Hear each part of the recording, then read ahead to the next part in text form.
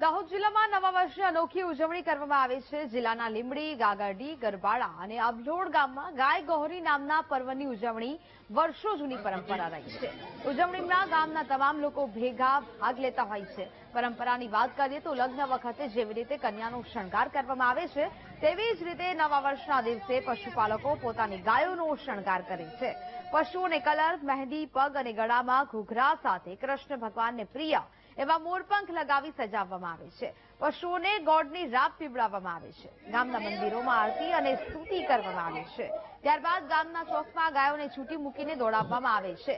લોકો દંડવત પ્રણામ કરીને દોડતી ગાયોના માર્ગ પર સૂઈ જાય છે। આ ગાયોનું ટોળું લોકો પર પગ મૂકીને પસાર થાય છે। પહેલી નજરે જોતા એવું લાગે કે આ પરંપરા જોખમી છે, પરંતુ તમને જણાવી દઈએ કે ગ્રામજનોનો દાવો છે કે વર્ષોથી ઉજવાતી આ પરંપરામાં અત્યાર સુધી કોઈને જાનહાનિ થઈ નથી। આ ગાય ગૌરીના પર્વની ઉજવણી જોવા માટે આસપાસના વિસ્તારોમાંથી હજારોની સંખ્યામાં લોકો ઉમટે છે।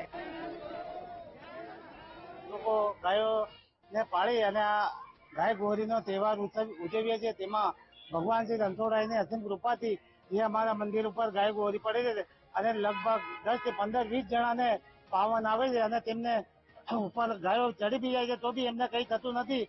અને અમારે જે ગાય પહેલી ચડે છે અને સફેદ ગાય ચડે છે એનાથી અમે આખા વર્ષના ટોટકા રૂપે અમને અભિનંદનને પાત્ર છીએ।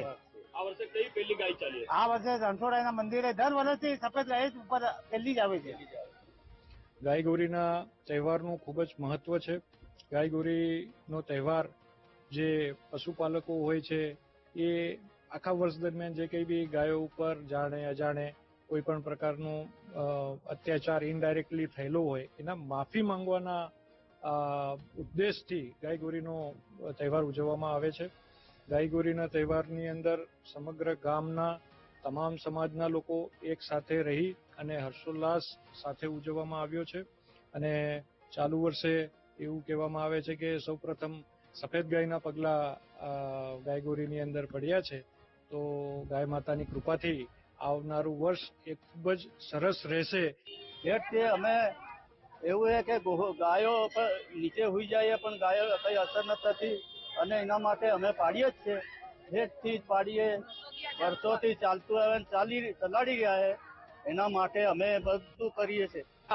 ગાય ગૌરીનો ઉત્સવ અમારે માળી સમાજ, ગારી અને ગુજ્જર મળીને આ હિન્દુ સમાજ બધા ગાય ગૌરીનો પર્વ કરીએ છીએ અને આ મંદિરના ઠેકાણે બધે ગાય ગૌરી પાડીએ છીએ। આ છતાં કોઈ અમારે નુકસાન થતું નથી। ત્યાંથી આ અમારે રણછોડરાયની કૃપાથી કાંઈ બી કામ ચાલુ થાય।